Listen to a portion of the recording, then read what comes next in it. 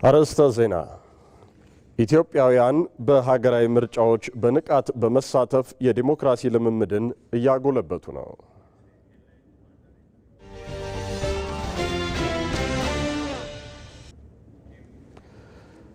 ለሀገራዊ ምክክሩ የምክክር ጉባኤው የሚመከርባቸው አጀንዳዎችን መረጣ የተጠናቀቀ መሆኑን የኢትዮጵያ ሀገራዊ ምክክር ኮሚሽን አስታወቀ።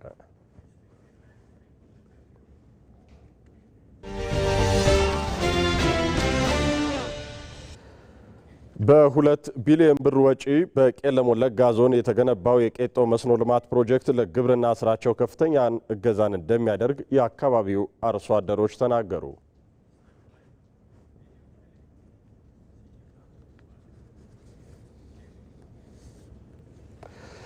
ሰላም የተከበራችሁ ተመልካቾቻችን፣ የካቲት 28 2018 ዓ.ም የቀን 7 ሰዓት ዜናዎችን እነሆ ብለናል። ከዜናዎቹ ጋር ብሩክ ተስፋዬ ነኝ። አብራችሁ እንድትቆዩ በአክብሮት ጋብዛለሁ። በቅድሚያም ምክትል ጠቅላይ ሚኒስትር ተመስገን ጥሩነህ በጃን ሜዳ አካባቢ የሚገኘውን የኢትዮጵያ ሰራዊት ሙዚየም ጎበኙ። ምክትል ጠቅላይ ሚኒስትር ተመስገን ጥሩነህ በዚህ በጃን ሜዳ አካባቢ የሚገኘው የኢትዮጵያ ሰራዊት ሙዚየም ያደረጉትን ጉብኝት ከተከታዩ ተንቀሳቃሽ ምስል እንመልከት።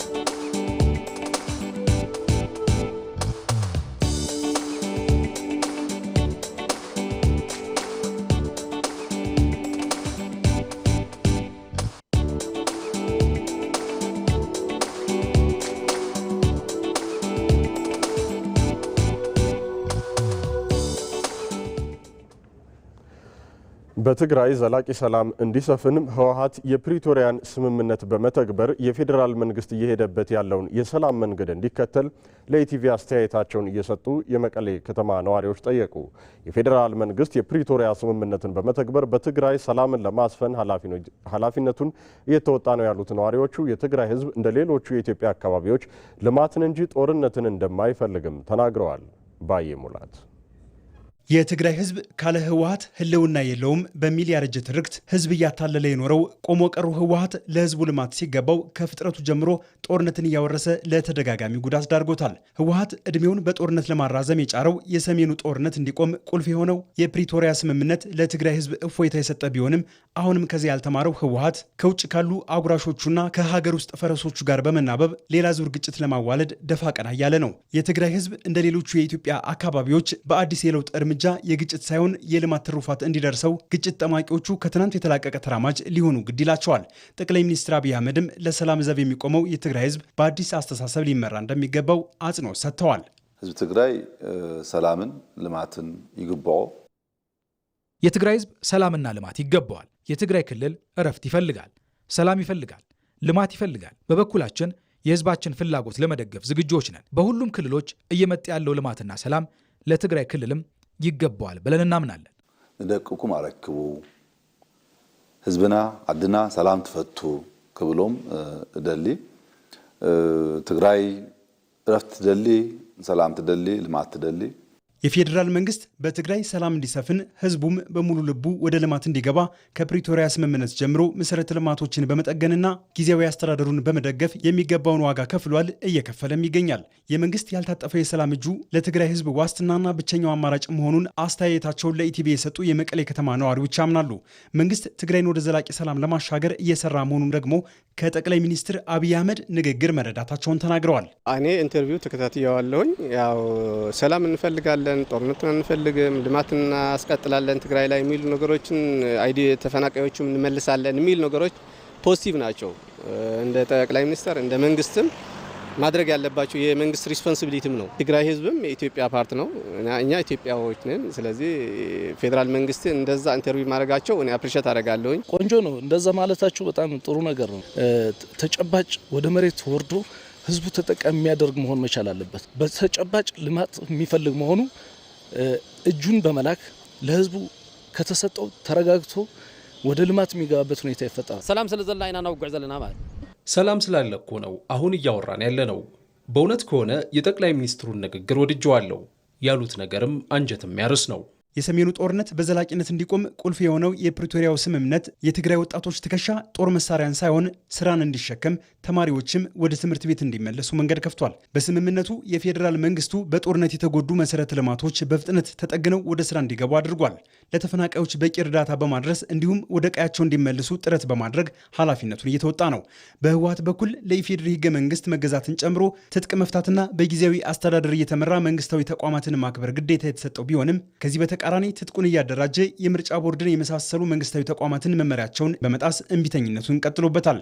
የትግራይ ህዝብ ከትናንት የጦርነት ሰቆቃ ተላቆ በዘላቂ ሰላም የተረጋጋ ኑሮ እንዲቀጥል የፕሪቶሪያውን ስምምነት መተግበር የህወሓት ግዴታም ጭምር መሆኑን ነዋሪዎቹ ያነሳሉ።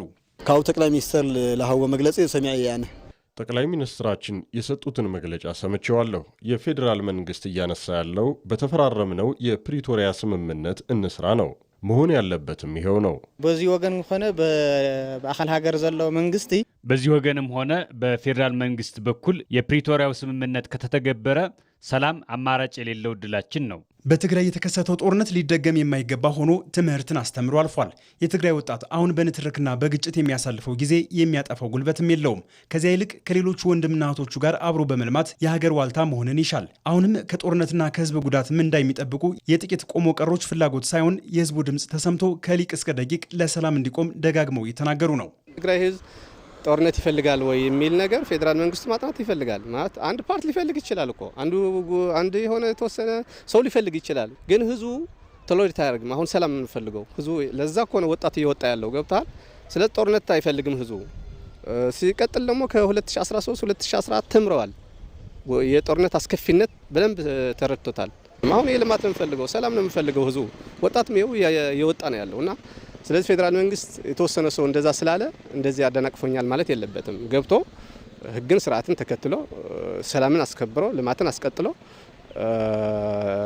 እንቅፋት የሚሆን አካል ካለም ስርዓት የማስያዝ ግዴታ አለበት ብዬ አምናለሁኝ ማለት ነው። የትግራይ ህዝብ አሁንም ለቀጣይም ሰላምና ሰላም ብቻ ነው የሚያዋጣውና ሰላም ነው የሚፈልገው። ለኢትዮጵያ ህዝቡም ቢሆን ሰላምና ሰላም ነው። ሁሉም አብሮ ተያይዞ የሚለማው ከሰላም ብቻ ነው። ከዛ ውጭ አማራጭ የለንም ማለት ነው። የትግራይ ህዝብ ባለፉት ዓመታት በአዲስ አበባና በሌሎች ክልሎች የተሰሩ የከተማና የገጠር ልማቶችን ይናፍቃል። ጠቅላይ ሚኒስትር አብይ አህመድም በሌሎች አካባቢዎች የሚታዩ የልማት ስራዎች በመቀሌና በሌሎች የትግራይ ከተሞች እንዲኖሩ ያስፈልጋል ማለታቸው አይዘነጋም። ይህ የጠቅላይ ሚኒስትሩ ሀሳብ በነዋሪዎቹም የሚደገፍ ነው። አሁን ለምሳሌ አዲስ አበባ፣ ሐዋሳ፣ ባህር ዳር ዋተበር ያሉ ከተሞች የልማት ኮሪደር እያያችሁት ነው። መቀሌ አይደለም ልማት ኮሪደር ሊካሄድ ውሃም የለውም። ኦፍ ኮርስ የ27 ዓመት የነበረ ውጤት ነው። ውሃው ኦቨርናይት አይሰራም፣ ግን መሰራት ይችሉ ነበረ። ኢንፍራስትራክቸር መስራት ነበረባቸው፣ ጀስት እንደ ሌሎች ክልሎች ማለት ነው። በትግራይ ክልል የተጀመረው የሰላም ጉዞ ወደማይመለስበት ምዕራፍ እንዲሸጋገር የታሪክ ጠባሳዎችን ሽሮ የሰላምን መንገድ ማጠናከር ለነገ የማይባል ተግባር ነው። አዲስ አስተሳሰብን በመግፋት በተቸንካሪ መንገዱ የትግራይ ህዝብን ለመከራ እየዳረገው ያለውን ህወሓት በቃ ሊባል እንደሚገባ ብዙዎች ይስማማሉ። በቂምና ባሮጌ ርዕዮተ ዓለም የታጠረው ኃይሉ አዳዲስ የፖለቲካ አስተሳሰቦችን ከመቀበል ይልቅ የቆዩና የኢትዮጵያን ብሔራዊ ጥቅም የሚጎዱ አካሄዶችን መምረጡ ሀገርን ጭምር ዋጋ እያስከፈለ ነው። ቶማስ ኃይሉ በዚሁ ዙሪያ ያሰናደዋል። ከምንም ነገር በፊት ፓርቲያችንን ነው ማዳን የምንፈልገው። ስለመመለስ እኮ መስራት እንፈልግ ነበር፣ ግን ፓርቲያችንን ካልያዝን ምን እናደርጋለን? የጥፋት ኃይል አንጃ ህወሓት ሊቀመንበር የሆኑት ዶክተር ደብረጽዮን ገብረ ሚካኤልና ቡድናቸው ማለት እንግዲህ እንዲህ ናቸው። ተፈናቃዮች ወደ ቀያቸው ለምን አይመለሱም ብሎ የትግራይ ወጣት ቢጠይቃቸው ወትሮም ቢሆን ፖለቲካዊ ትርፍ እስካመጣላቸው ድረስ በሰው ደም መነገድ ግብሩ የሆነው የቆሙ ቀሩ ኃይል ቁንጮናም ቡድናቸው የቡድናችን ህልውና ከተፈናቃዮች አይበልጥም፣ መጀመሪያ እኛን አድኑ እንላል። ከቀያቸው የመጡት የተፈናቀሉትም ይሁን ከሌላ ቦታ የመጡት ከምንም ነገር በፊት ፓርቲያችንን ነው ማዳን የምንፈልገው። ስለመመለስ እኮ መስራት እንፈልግ ነበር፣ ግን ፓርቲያችንን ካልያዝን ምን እናደርጋለን? ፓርቲያችንን ነው ማዳን ያለብን። እዚያው ሆነን እኮ ልጆቻችን ሞተዋል ተብሎ ተነግሮናል፣ መስዋዕት ከፍለናል። ፓርቲ ከሌለ ግን ምን እናደርጋለን? አሁን ኮይና ደቅና ፍረዴና መስዋዕት ከፊልና መብዘይ ወንድም ታንቆ ከግማሽ ምዕተ ዓመታት በላይ በህዝብ ስም ሲምልና ሲገዘት የሚደመጠው የጽንፍ ኃይል እወክላለሁ የሚለውን የትግራይ ህዝብን በሚፈጥረው ፖለቲካዊ እኩይ የሴራ ቁማር አማካኝነት ከኔ አስተሳሰብ ውጪ መጥፊያ ይሆናል በሚል ማስፈራሪያም ለጦርነት ሲማግዶና ጽንፈኛ በሆነው አካሄዱ ሰለባ ሲያደርጉ ኖሯል። ለትግራይ ወጣት አዲስ ተስፋንና እድል ማምጣት ያልቻለው የጥፋት ኃይል አሁንም 70ዎቹና 80ዎቹ ላይ በተቸነከረው ማኒፌስቶ የታጠረ በመሆኑም ወጣቱን ትውልድ በስራና በፈጠራ ላይ ከማሰማራት ይልቅ ጊዜው ባለፈበት የጦርነትና የፖለቲካ ትርክት ውስጥ እንዲማቀቅ አድርጎታል። ህዝቡን ለጦርነት ሲማግደውም በሚፈጥረው የረሃብ ፖለቲካ አማካኝነት ሲያጎሳቁሉም ቆሞ ቀርነቱ ከትላንት እስከ ዛሬም አንድ አይነት ድርሰትን በተመሳሳይ ተዋናዮች ሲያሰራ ዘልቋል። አሁንም በጽንፈኛ አካሄዱ ምክንያት የትግራይን ህዝብ መከራ እየደገሰለት ቀጥሏል።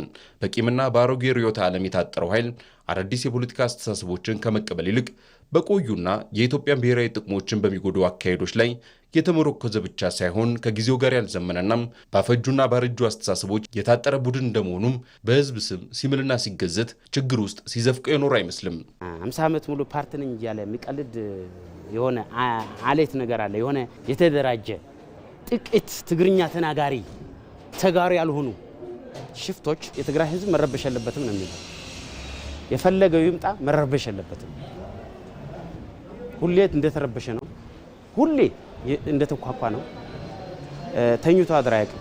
ቡድኑ አሁንም ድረስ በከሸፈው የርዕዮተ ዓለም ቅኝት ውስጥ የታጠረ በመሆኑም ለ21ኛው ክፍለ ዘመን ዲጂታልና ጂኦፖለቲካዊ ፈተናዎች የሚመጥን አዳዲስ ስትራቴጂዎችን ማመንጨት የተሳነው ነው። በዚህም ከትላንት ስህተቱ የማይማረው ኃይል ለፖለቲካዊ ትርፉ መጠቀሚያ ይሆን ዘንድ እንደ ሻዕቢያ ካሉ የኢትዮጵያ እድገት እንቅልፍ ከሚነሳቸው ኃይሎች ጋር የሚሆን እንደ ግብጽ ካሉ ከኢትዮጵያ ታሪካዊ ጠላቶች ጋር በማበር ጭምር ሀገርን ለማፍረስ የማይፈነቅለው ድንጋይ የለም። በሌላ በኩል አዲስ ትውልድና አዲስ እውቀት ወደ አመራር ሰጭነት እንዳይመጣ በማገድ በቆዩና ጊዜያቸው ባለፈ ግለሰቦች ዙሪያም ብቻ የሚሽከረከር ዝግ ስርዓትን ፈጥሯል። አዲስና ተራማጅ አስተሳሰብ ያላቸው በውስጡ የሚፈጠሩ ግለሰቦች ሳይቀሩ ከፓርቲው አባልነት በማገድም ይሁን በማሳደድ ጭምር ይሰራል። በእርግጥ ይህ ኃይል አዲስ ሀሳብንና አዲስ አመራርን እንደ ስጋት የሚመለከት በትክክልም ተቸካይ ስለመሆኑ አመላካሽ ነው። ህዝቡ በተለያየ መንገድ ተቃውሞ እየገለጸ ነው። ስለዚህ ህዝባዊ መሰረት የላቸው የፖለቲካ መሰረትም የላቸውም። ፖለቲካ ማለት ሀሳብ ነው፣ የሀሳብ ፍጭት ነው። ይህም የለም፣ ሀሳብ የሚባል የለም፣ በኃይል ነው። ስለዚህ የፖለቲካ መሰረት የላቸው፣ የህግ መሰረትም የላቸው፣ የህሊና መሰረትም የላቸው። ህሊና ያለው መሪ ነገም ለሚመራው ህዝብ እንዲድን ነው የሚጥረው እንጂ እንዲያጠፋ አይጥርም። ባለፉት 27 ዓመታት ኢትዮጵያን የማስተዳደር የታሪክ ኃላፊነት ወድቆበት የነበረው ኃይሉም እድሉን ለጥላቻ ፖለቲካ ከመጠቀም በዘለለም ኢትዮጵያንና ታሪኳን እንደ ጠላት በመፈረጅ የትግራይን ህዝብ ደግሞ ከኢትዮጵያ ወንድሞቹ ጋር በጥርጣሬ እንድትያይ አድርጎታል። ኢትዮጵያን ላለፉት ሩብ ክፍለ ዘመን ሲያስተዳድራት የነበረው ኃይል እወክለዋለሁ ለሚለው ህዝብ እዚህ ግባ የሚባል ልማትን ማረጋገጥ ሳይችል ከመቅረቱም በላይ 2 ሚሊዮን የሚጠጋ የትግራይ ህዝብን የሴፍቲኔት ተረጂ ከማድረግ ውጪ ምን አድርጎለታል? አሁን ግን በትግራይ አዲስ ትውልድና ተራማጅ የሆነ አመራር አስፈላጊ ሆኗል። ኃይል እዚ ምስቶም ጨና ለማዓት ዘይፈልጡ ይህ ኃይል የልማት ሽታን ከማያውቁ የውጭ ኃይሎች ጋር ወዲያና ወዲህ እያለ ነው። በአንጻሩ ደግሞ ጦርነትና ውድመት አይገባውም የሚል ጽኑ እምነት ነው ያለኝ። ይህ ደግሞ ባረጀ አስተሳሰብ ሊረጋገጥ አይችልም። ስለዚህ ስልጣን የህዝብ ነው። ስልጣን በተማሩ ወጣቶች እጅ መግባት አለበት የሚል እምነት አለኝ። ለምን ካልክ በስተርጅና ማበላሸት እንደሚባለው በእርጅና ጊዜ ጦርነት የሚቀሰቅሱትን ወላጆች ደግሞ ተዉ፣ ስልጣን ይበቃችኋል፣ ለልጆቻቸው አስረክቡ፣ ህዝባችንና ሀገራችን ሰላም ይገባዋል ይላቸው ይገባል። ኢትዮጵያም አሁን ላይ ብሔራዊ ክብሯና ጥቅሟን አስከብራ ወደ ከፍታው ለመጓዝ ስትቀጥል እንደ ህወሓት ያሉ ከዘመኑ ጋር መራመድ ያቃታቸው ቡድኖች የቂምና የአሮጌው ርዕዮተ ዓለም አካሄዳቸው ለህዝብ መከራ ዋነኛ ምክንያት መሆኑን በመገንዘብ ለአዲስቷ ኢትዮጵያ መስራት ግን ጊዜው የሚጠይቀው ጉዳይ ሆኗል። ለሀገራዊ ምክክሩ የምክክር ጉባኤው የሚመከርባቸውን አጀንዳዎች መረጣ የተጠናቀቀ መሆኑን ኮሚሽኑ አስታወቀ። ለሀገራዊ ምክክሩ አወያዮች ተመርጠው ለስልጠና ዝግጅት እየተደረገ መሆኑንም የሀገራዊ ምክክር ኮሚሽን ገልጿል። ምክክሩ ወደ ጉባኤው እየተቃረበ ቢሆንም እስካሁን በምክክር ሂደቱ ያልተሳተፉ ወገኖች አጀንዳ አለኝ ካሉ ለምክክር ኮሚሽኑ እንዲያቀርቡም ጥሪውን አቅርቧል። ባየ ሙላት ተጨማሪ አለው። ኢትዮጵያ ለዘመናት ሲንከባለሉ የመጡ ለጠንካራ ሀገረ መንግስት ግንባታ እንቅፋት የሆኑ መሰረታዊ ችግሮቿን በጠረጴዛ ዙሪያ ለመፍታት አዲስ የታሪክ ምዕራፍ ላይ ትገኛለች። ለቅሬታና አለመግባባት መነሻ የሆኑ ችግሮች መፍትሄ የሚሆነው የኢትዮጵያ ሀገራዊ ምክክር ኮሚሽን የሚመራው ሀገራዊ ምክክር ጠንካራ ሀገረ መንግስት ያላትን ኢትዮጵያን ለመገንባት እንደ መሰረት ድንጋይ የሚታይ ነው። አሁን የተጀመረው ሀገራዊ ምክክር ሁሉም ዜጎች በተወካዮቻቸው አማካኝነት በሀገራቸው ጉዳይ ላይ በነፃነት በመምከር ለችግሮች የጋራ መፍትሄ የሚፈልጉበት ነው። ለሀገር ዘላቂ ሰላም ግንባታም የድርሻቸውን የሚወጡበት ብሔራዊ ጸጋ ነው ተብሎም ይገለጻል። ሀገራችን ብዙ ስብራቶች አሏት እንላለን ሁሌም እና ያን ስብራቶች ለመጠገን ለማከም እና አንድ ጠንካራ ያለ ሰውነት እንዲኖራት ለማድረግ ብዙ ጊዜ ተመኝተናል፣ ብዙ ጊዜም አስበንበታል። አሁን ጊዜው ደረሰና ለመመካከር በቃን ማለት ነው። ይሄ ምክር ለ130 ሚሊዮን ህዝብ በአጠቃላይ የመጣ ጸጋ ነው ማለት ነው። ችግራችንን ነክሰን አውጥተን መፍትሄ ጠቁመን አካሄድ መስርተን የወደፊቷን መጻኢ ኢትዮጵያ የበለጠ እንድንጠቀምባት የሚያደርገን ትልቁ መሳሪያ ነው። የኢትዮጵያ ሀገራዊ ምክክር ኮሚሽን እስካሁን በ11 ክልሎችና በሁለቱ ከተማ አስተዳደሮች የተሳታፊዎችን ልየታ በማከናወንና አጀንዳዎችን በማሰባሰብ ለጉባኤው እየተቃረበ መሆኑን ገልጿል። በትግራይ ክልል አጀንዳ ለማሰባሰብ ከሚሰራው ስራ ጎን ለጎን የምክክር ጉባኤ አወያዮች ወይም አመቻቾች መልመላ በምክክር ኮሚሽኑ መርህ መሰረት መከናወኑን ኮሚሽነሩ ዶክተር ዮናስ አዳዬ ለኢቲቪ ተናግረዋል። አወያዮችና አመቻቾቹ የተመረጡት ደግሞ በሀገራዊ ምክክር ኮሚሽን በተመረጡበት መስፈርት መሰረት ነው የተመረጡት። ስለዚህ ገለልተኝነታቸው፣ የትምህርት ዝግጅታቸው፣ የስራ ልምዳቸው፣ ተአማንነታቸው፣ በህዝብ ዘንድ ያላቸው ተቀባይነትና ተጽዕኖ ፈጣሪነት እንግዲህ የተመሰከረላቸው ብለን የምናምናቸው ከ170 በላይ የሚሆኑ በስራቸው አንቱ የተባሉ ግለሰቦች ወይም ሰዎች በዋናነት ሀገራዊ ምክክር ኮሚሽነሮቹ በተመረጡት መስፈርት ነው የተመረጡት። በጉባኤው ለሚሳተፉ አወያዮች ስልጠና ለመስጠት ዝግጅት የተደረገ መሆኑንም በኮሚሽኑ ተገልጿል። የሀገራዊ ምክክሩ ሁሉንም ወገን አሸናፊ የሚያደርግና የኢትዮጵያን ታሪክ በሚቀይር መልኩ የምክክር ጉባኤው የሚመክርባቸው አጀንዳዎችን መረጣ እየተጠናቀቀ ነው ያሉት ኮሚሽነሩ አጀንዳዎቹ ለሕዝብ ይፋ እንደሚሆኑም ገልጸዋል። አጀንዳ መቅረጽ ማለት ከቀረቡ ብዙ ሺህ አጀንዳዎች ውስጥ በአዋጁ መሰረት በኢትዮጵያ ውስጥ መሰረታዊ ችግሮች እንዲህ ናቸው የሚለውን የትኛው ፖይንት ነው የሚገልጸው፣ የትኛው ነው በደንብ አድርጎ ሀሳቡን የተሸከመው የያዘው። ከሁሉ አጀንዳዎች ውስጥ ደግሞ መቅደም ያለበትን በሰው አእምሮ ውስጥ መቀረጽ ያለበት የትኛው ነው፣ የኢትዮጵያን ችግር በመፍታቱ የቱ ነው ቅድሚያ የሚሰጠው የሚለውን በአዋጅ በተሰጠን ስልጣን መሰረት በአሁኑ ሰዓት እየጨረስን ነው። የሚቀጥለው ለህዝባችን ማሳወቅ አለብን። የተቀረጹ አጀንዳዎች፣ የተመረጡ አጀንዳዎች የእኛም ተካተው አልተካተተ የሚል ጥያቄ ስለሚያስነሳ ለህዝብ ደግሞ ይፋ ማድረግ አለብን። ኢትዮጵያውያን በቀድሞ ዘመናት እንደ አድዋ ባሉ የጦር አውድማ ራሳቸውን ሰውተው ሀገራቸውን ያቆዩ የጀግኖች ልጆች መሆናቸውን ያስታወሱት ዶክተር ዮናስ አዳዬ የዛሬው ትውልድ የሀገሩን መጻኢ ዕድል በጠረጴዛ ዙሪያ ተመካክሮ የመወሰን ኃላፊነት ስላለበት ጥያቄ ያለኝ የሚል ሁሉ አሁንም በምክክሩ እንዲሳተፍ ጥሪ አቅርበዋል። ስንጀምር 1 ፓርቲዎች ነበሩ ከኛ ጋር ለመስራት ተዘጋጁት። አሁን ግን ከ50 በላይ ፓርቲዎች አብሮ እየሰሩ ነው ያሉት። ጥቂቶቹ ደግሞ እንዳይቆጫቸው የዚህ አንጸባራቂ ሂደት አካል መሆኑን እንዳያመልጣቸው አሁንም ጊዜው ገና ነው፣ አልመሸም፣ በሩ አልተዘጋም። አጀንዳ መስጠት ይቻላል፣ መነጋገር ይቻላል።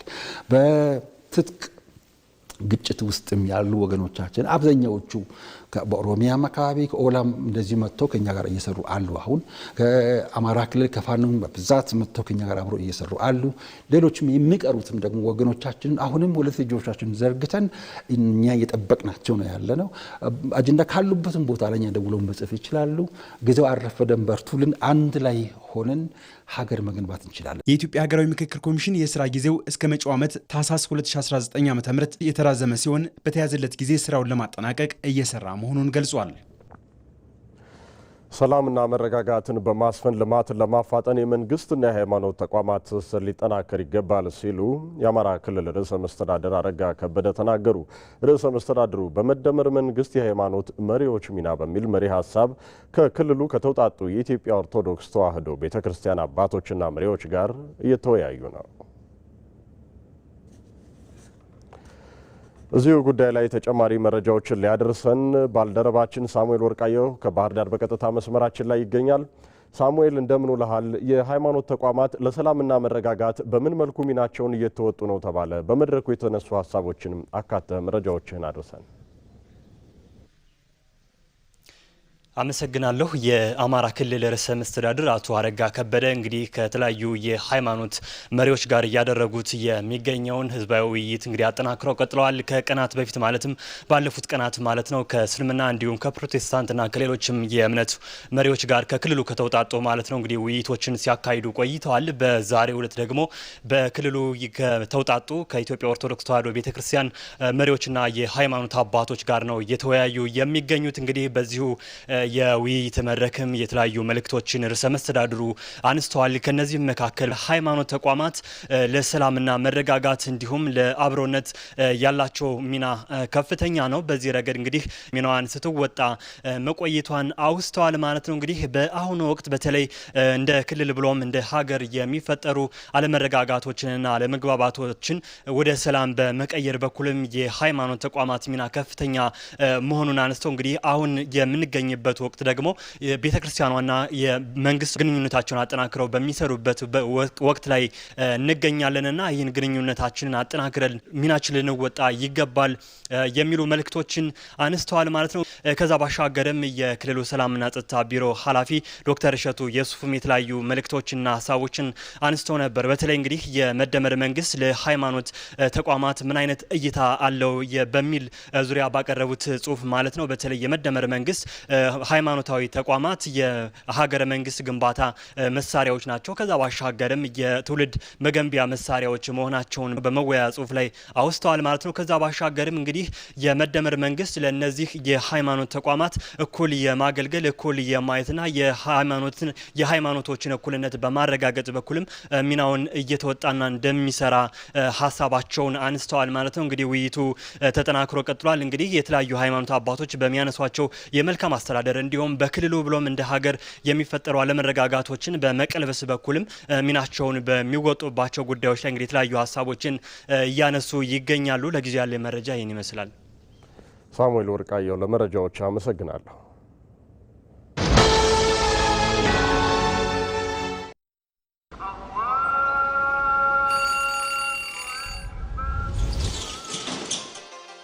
እነሆ ቸርነትና መተሳሰብ የሚጸናበት አንድ ሆነን የፈጣሪን ምሕረት የምንጠይቅበት ካለን አካፍለን አብሮነታችንን የምናጠናክርበት ልቦች የሚራሩበት እጆች የሚዘረጉበት የምንናፍቀው የረመዳን ወር መጣ።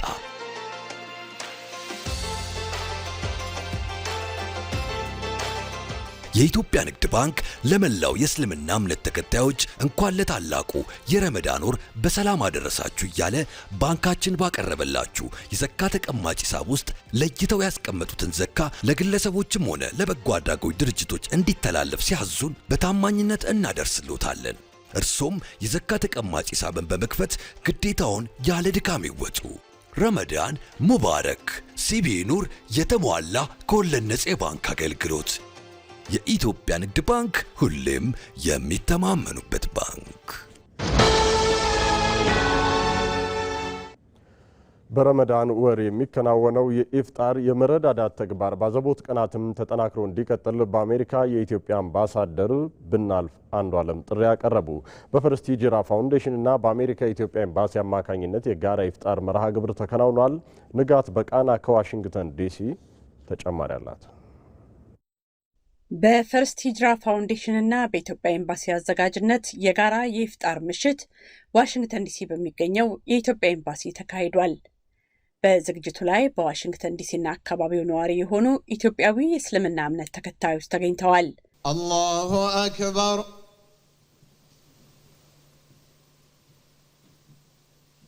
አላሁ አክበር። የረመዳን ቅዱስ ወርን አገራችን በሆነው ኤምባሲያችን በዚህ መልኩ ማሳለፍ በመቻላችን ደስተኞች ነን ብለዋል ታዳሚዎች። የራሳችንን አካፍለን አንድ ላይ የምናደርገው ኢፍጣር እንደ ሀገር አንደኛ ሃይማኖት ግዴታችንን እንወጣለን፣ ሁለተኛ ሰብአዊነታችንንም ሳትስፋ ያደርጋል። የረመዳንም ደግሞ ዋናው እንደዚህ በህዝብ አንድ ላይ እንደ ኮሚኒቲ ቁጭ ብሎ ሲፈጠር ስለሆነ ያለውን ሳይሆን የሌለውን በማቅረብ በማፍጠር የረመዳንን በስፔሻሊ በአገር እንደዚህ አይነቶች ፕሮግራሞች ቀጣይነት ቢኖራቸው እየሰፉ ቢሄዱ በጣም ደስ ይላሉ። እስካሁንም የምናያቸው ብዙ ሙስሊሞች ኢትዮጵያ ውስጥ በሀገር በጣም ደስ የሚለው ክርስቲያን ወንድሞቻችንን እየጠሩ እንደውም አሁን የአብይ ጾም በመሆኑ የአብይ ጾም የጾም ምግብ በማዘጋጀት እያደረጉ ያሉትን ነገር በጣም የሚያስደስት ነገር ስለሆነ እኔ በጣም ደስ ብሎኛል። ይሄ ነገር ይቀጥላል። እንደ ሀገርም ደስ ይላል። አይ ቲንክ ሌላ አፍሪካ ሀገርም ሆነ ሌላ ሀገር ላይ አይቻል አቅም ስደተኞችን ሰብስቦ ቤተ መንግስት አስገብቶ የማስፈጠር ባህል ልብ የሚነካ በጣም ደስ የሚል ካልቸር ነው ኢትዮጵያ እየተፈጠረ ያለውና ምስኪኖች ለነሱ ትልቅ ክብር ተሰጥቷቸው ከፍ እንዲሉ ሲደረግ በማየት በጣም ኢሞሽናል የሚያደርግ በጣም ደስ የሚል ስራ ነው እየተጀመረ ያለውና ይሄ ነገር በእስልምናው እምነት ተከታይ ብቻ ሳይሆን የፋሲካ በዓል ሲመጣ ማዕድ ማጋራቱ የመሳሰሉት ነገሮች አሁን በቅርብ ጊዜ የተጀመሩት ስራዎች እጅግ በጣም መጠንከርና በዚሁ መቀጠል ያለበት እንደሆነ ነው እኔ ማስመር የምፈልገውና ከልቤ በጣም የምወደው ስራና አላህም የሚወደው ስራ ነው ብዬ በእርግጠኛነት መናገር እችላለሁ እና መሪዎቻችን በዚሁ መልካምነታችሁ ቀጥሉ ብዬ ላለሁኝ። በህብረተሰቡ ዘንድ ዝቅተኛ የሚባሉ የተቸገሩ የተሰደዱ ሰዎችን አምጥቶ እንደዚህ አይነት ክብር ላይ ማስቀመጥ እኔ ምንም አይነት የፖለቲካ አይነት አስተሳሰብ ያለው ሰውም ቢሆን በዛ አይነት ስራ ላይ የሚግባባ ይመስለኛል። በእኔ እይታ እኔ ይበል ይቀጥል ይዳብር የምለው ነገር ነው። እንደ ሃይማኖት ተከታይ ምንም አይነት ሃይማኖት ይሁን እስልምናውን ብቻ ሳይሆን የክርስቲያኑም ይሁን ሌላ እምነት ያለው ሰው እንዲህ አይነት ትውፊቶች እንዲህ አይነት ሴቶች እንዲጎለብቱ ያደረጉ ያሉትን የመንግስት አመራሮች የሚያደርጉትን ስራ ማመስገን እንፈልጋለን። በረመዳን ቅዱስ ወር የሚታየው መረዳዳትና መተሳሰብ ከሃይማኖት ስርዓቱ ባሻገር የምንኮራበት ባህላችን ነው ብለዋል አምባሳደር ብናልፍ አንዱዓለም። አገሪቱ በምታደርጋቸው ትልልቅ የልማት ፕሮጀክቶች ላይ የበኩላችንን አስተዋጽኦ ማድረግ አለብን የሚል ትልቁ መልእክታቸው ነበረ። እንደሰማሹ የተለያዩ አደረጃጀት አመራሮች ሲናገሩ እንዳዳመጥሽው ማለት ነው። እና ይሄ ረመዳን በሚመጣበት ጊዜ በዚህ በጋራ እየተገናኙ የሚያደርጉት ነገር እውነት ለመናገር በጣም ትልቅ ድባብ ያለው ኢትዮጵያዊነታቸውንም የሚኮሩበት እና ፍቅራቸው የሚገልጹበት ስለሆነ በጣም ደስ የሚል ነገር ነው። እኔ እንዳውም ይሄ አመቱን ሙሉ ረመዳን ሲመጣ ብቻ ሳይሆን በሌላም ጊዜ እንደዚሁ መቀጠል አለበት። በየጊዜው እንደዚህ አይነት ነገር መቀጠል አለ። እንግዲህ ብዙ አይነት እንትኖች አሉ። ካሁን የወቅቱ በክርስትና እምነት ተከታዮች ዘንድ በተለይ በኢትዮጵያ ኦርቶዶክስ ተዋሕዶ ቤተክርስቲያን የፋሲካ ወይም የሁዳዴ ጾም ጊዜ ነው። ይሄ የጾም ጊዜ ሲመጣ ታውቂያለሽ ስፒሪቹዋሊ ሰዎች ወደ ፈጣሪያቸው የሚቀርቡበት የሚተጋገዙበት ፍቅር የሚያሳዩበት ስለሆነ ድባቡ በጣም ትልቅ ነው። ደግሞ ሁለቱ ጾሞች አንድ ላይ ስለሆነ በዚህ ወቅት የሚመጡት በክርስቲያኑም በሙስሊሙም ዘንድ ትልቅ የሆነ የመቀራረብ አብሮ የመስራት አንዱ ለሌላው አብሮ የመቆም አይነት ነገራቸው በጣም ይጨምራል እና ይሄ ትልቅ ነገር ነው። አመቱን በየጊዜው ይሄ ነገር እየተጠናከረ እንዲቀጥል ነው እኛም ምንመኘውና ምናበረታታቸው ማለት ነው። እንደ ኤምባሲም በጣም ደስተኛ ነን ከነሱ ጋር እንደዚህ አይነት ፕሮግራሞችን አብረን ማሳለፍ በመቻላችን። ንጋት በቃና፣ ዋሽንግተን ዲሲ።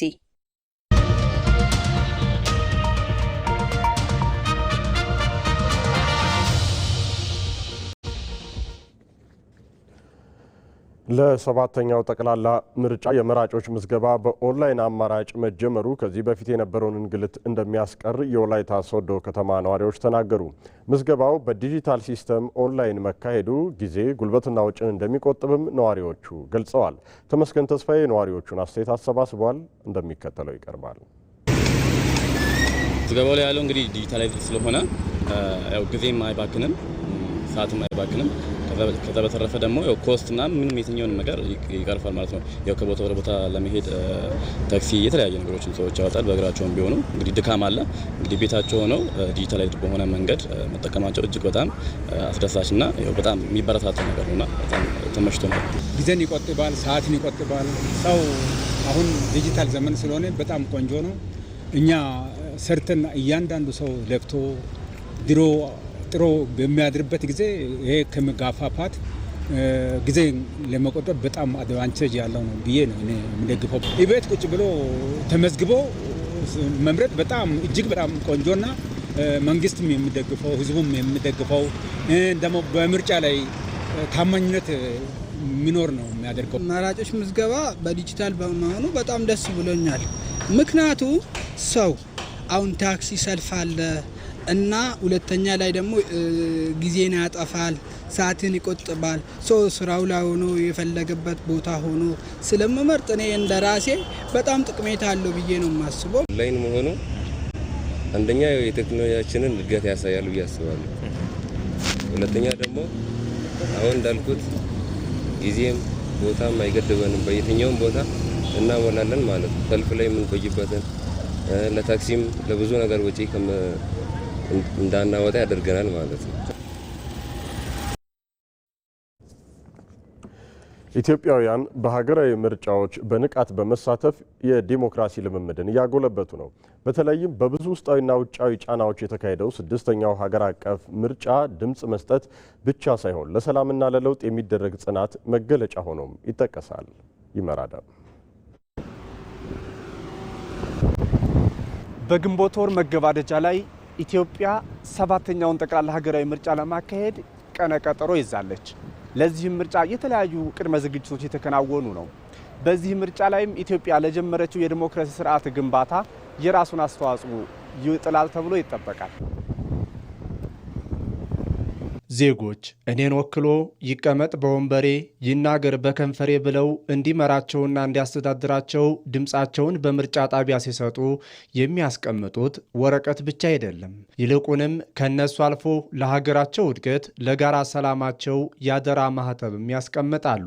በዚህ ረገድ የኢትዮጵያ የዲሞክራሲ ግንባታ ጉዞ ፈተናዎች ቢበዙበትም ተስፋንም የሚሰጥ ነው። የህግና የአስተዳደር ባለሙያው አሮን ደጎል ዲሞክራሲ በሂደት እንጂ እንደው ባንድ ጀንበር እንከን አልባ ሆኖ ጥንቅቅ ተደርጎ ሊሰራ አይችልም ይላሉ። የምርጫ ልምምዶች እያደጉና እየጎለበቱ ሲሄዱ የዲሞክራሲ ልምምዱም እንደዚያው እየጎለበተ ይሄዳል። ዲሞክራሲ ሲባል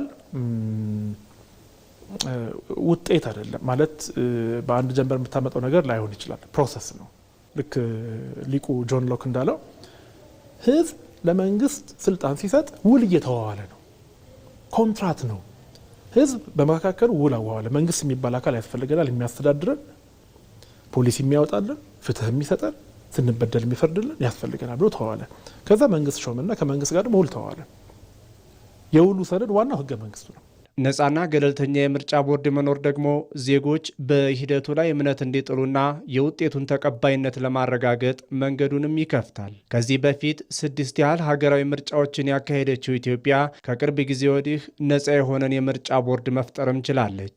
እርግጥ ባለፉት ዓመታት ኢትዮጵያ ያከናወነቻቸውና የመጣችባቸው ሀገራዊ ምርጫዎች 2 ገጽታዎችን ያንጸባረቁ ናቸው። እስከዛሬ ድረስ የመጣንበት ሂደት የመጣንበት ታሪክ በጎ ጎኖችም አሉት፣ በጎ ያልሆኑ ደግሞ ገጽታዎችም አሉት። ስለዚህ በጎ ያልሆኑትን ገጽታዎች እየቀነስን ከተሞክሯችን ማለት ነው፣ በጎ ገጽታችን ደግሞ እየጨመርን እየገነባን እያሻሻልን ነው መሄድ ያለብን። ምርጫው 100% ፐርፌክት አይሆንም። 100% ፐርፌክት ከሆነማ ሰው መሆናችን ቀርቶ መላእክት ልንሆን ነው ማለት ነው። ያ ደግሞ ሊሆን አይችልም። ግን አንጻራዊ በሆነ መልኩ የተሻለ ከባለፉት ምርጫዎች ከምርጫ 1 2 3 ከ6ቱ ምርጫዎች ይሄ የተሻለ ዲሞክራሲ እስካሁን ድረስ 97ን የሚያክል ምርጫ አልተካሄደም አይደል? ህዝቡ በነቂስ ወጥቶ ግልብጥ ብሎ ወጥቶ ያው መጨረሻው ባያምር ማለት ነው። አሁን ደግሞ 97ን የሚያስንቅ ምርጫ በ2018 መካሄድ አለበት የሚል አቅጣጫ ተሰጥቶ ነው መንቀሳቀስ ያለበት በመንግስትም በተፎካካሪ ፓርቲዎች። ምርጫን እንደ ሰላማዊ የስልጣን ሽግግር መንገድ መውሰድ ለኢትዮጵያ ዘላቂ ሰላም ዋስትና የሚሰጥ ትልቅ ስልጣኔ ነው። ያ ሲሆን የኢትዮጵያ ሰላም ከምንም በላይ የጸና ይሆናል። ዛሬ የሚደረገው እያንዳንዱ የዲሞክራሲያዊ ምርጫ እንቅስቃሴ ነገ በሰላም በፍቅርና በአንድነት ለሚኖርባት ኢትዮጵያ የሚቆም ምሰሶ ነው። ምርጫ ዘላቂ ሰላም ለማስፋት ወሳኝ ሚና አለው። ሰላም የብዙ እንትኖች ድምር ውጤት ነው።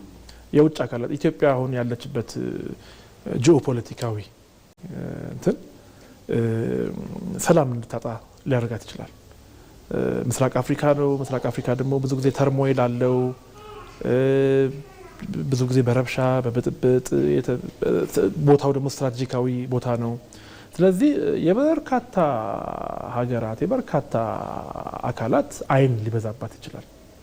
ግን ሰላማችን እንዲደፈርስ፣ ሰላማችን እንዲታወክ፣ ሰላም እንድናጣ የመፍቀድና ያለመፍቀድ ጉዳይ የኛ ጉዳይ ነው።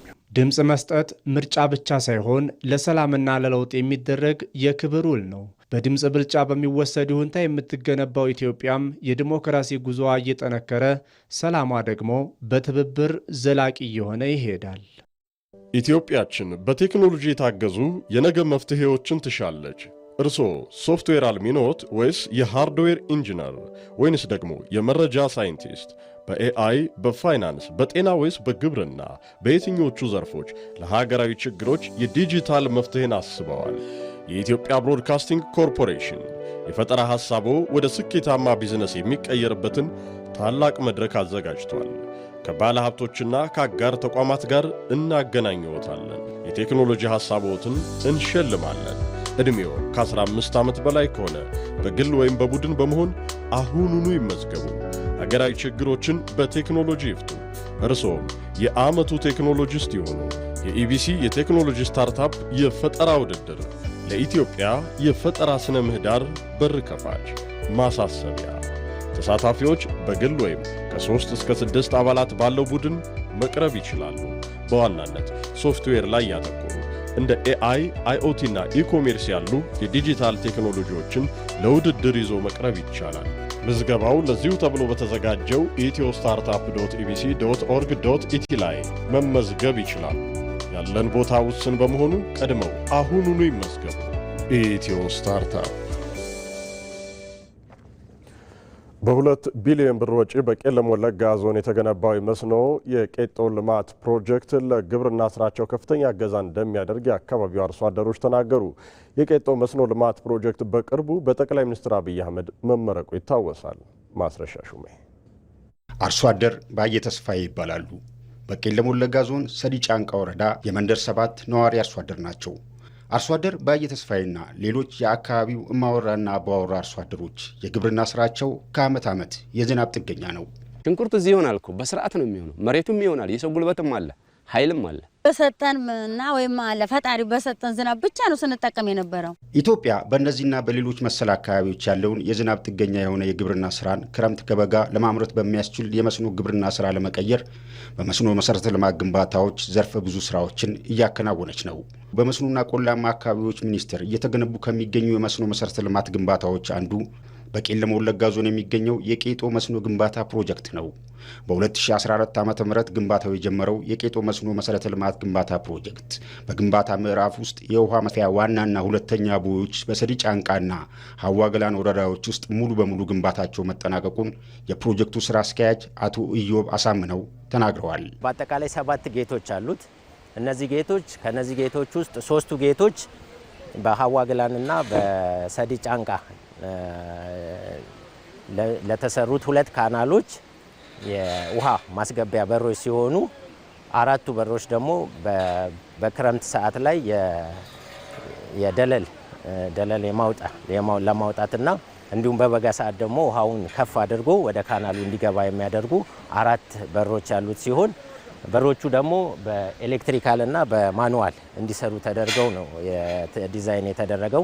ከመንግስት እስከ 2 ቢሊዮን ብር የግንባታ ወጪ ተመድቦለት ግንባታው ሲካሄድ የቆየው ፕሮጀክቱ የመጀመሪያ ምዕራፍ ግንባታው ተጠናቆ እስከ 560 ሄክታር መሬትን በማልማት በሀዋ ገላንና ሰዲ ጫንቃ ወረዳዎች ውስጥ የሚገኙ 6000 ገደማ አርሶ አደሮችን ተጠቃሚ እንደሚያደርግ በመስኖና ቆላማ አካባቢ ሚኒስቴር የግንባታ ፕሮጀክቶች ጽህፈት ቤት ምክትል ስራ አስኪያጅ አቶ ደረጀ ሊበን ተናግረዋል። እስከ 8000 ሄክታር ድረስ ማልማት የሚችል ያ ያልኩ ግድብ በጥናቱ በሁለተኛው ፌስ የተደረገው ሲጨመርበት አንድ ላይ ያን ያህል ማልማት እንደሚችል ነው አቅሙ የሚያሳየው። አሁን 400 ሳይሆን በመጀመሪያ ምዕራፍ በሰራ ነው እንትን ወደ 565 ሄክታር ወደ ልማት ማስገባት እንችላለን። የቄጦ መስኖ ልማት ፕሮጀክት ግንባታ የመጀመሪያ ምዕራፍ ግንባታ ስራው ተጠናቆ በኢፌዴሪ ጠቅላይ ሚኒስትር ዶክተር አብይ አህመድና ሌሎች የፌዴራልና የክልል የስራ ኃላፊዎች በተገኙበት በይፋ ተመርቋል። ነጋን ዋሁን ደጫላ ከኑ በርባችሱ ሚሶም አከሲ ከን አርጉዳፍ ከኑ ገርጋሩ ዋንቴፍ ሰላም ከምንም በላይ የሚያስፈልገን እንዲህ ያለ ልማት እንዲኖር ነው። ሰላምን አስቀድሞ ማውራትና መሞከር ያስፈልጋል። ይዞን ቢያንስ ባለፉት 30ና 40 ዓመታት እንደምታውቁት የተሟላ ሰላም አግኝቶ ልማቱን ብቻ ማሰብ አልቻለም። ከኛ የልጅነት ዘመን አንስቶ ይህ አካባቢ አንዴ ሰላም ይሆናል፣ ሌላ ጊዜ ደግሞ ችግር ውስጥ ይገባል። በልማት ላይ አተኩሮ መስራት ግን አልቻለም። ከዚህ ችግር ተላቆ በሙሉ ልብና ሀሳብ ልማት ላይ ለመግባት ስለ ሰላም ለማውራት ቦታው ይሄ ነው። ህዝባችን ትልቅ ነው። ተፈጥሮም በሰፊው ያደለው ስለሆነ እንዲጠቀም ማድረግ ያስፈልጋል።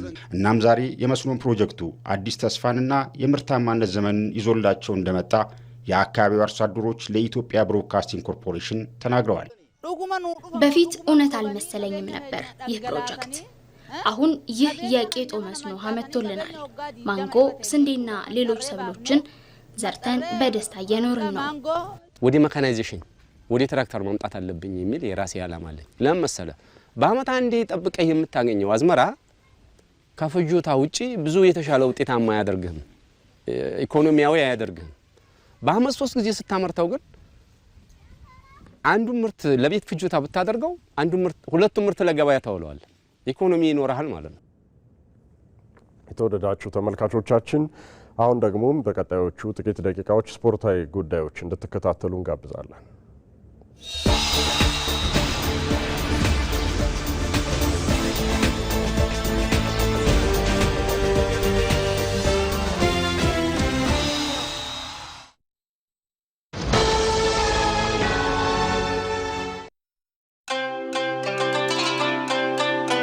አባቢ ዘንድሮ ግን ጾም አለው። ሲንቄ ባንክ ለመላ እስልምና እምነት ተከታዮች እንኳን ለ1447ኛው የረመዳን ወር በሰላም አደረሳችሁ እያለ ታላቁ የረመዳን ወር ካለን ላይ ለተቸገሩ ወገኖቻችን የምናካፍልበት ለመልካም ተግባር የምንፋጠንበት ግንኙነታችንን የምናጠነክርበት እንዲሁም ከፈጣሪያችን እዝነትና ምሕረትን የምናገኝበት ጊዜ እንዲሆን ይመኛል።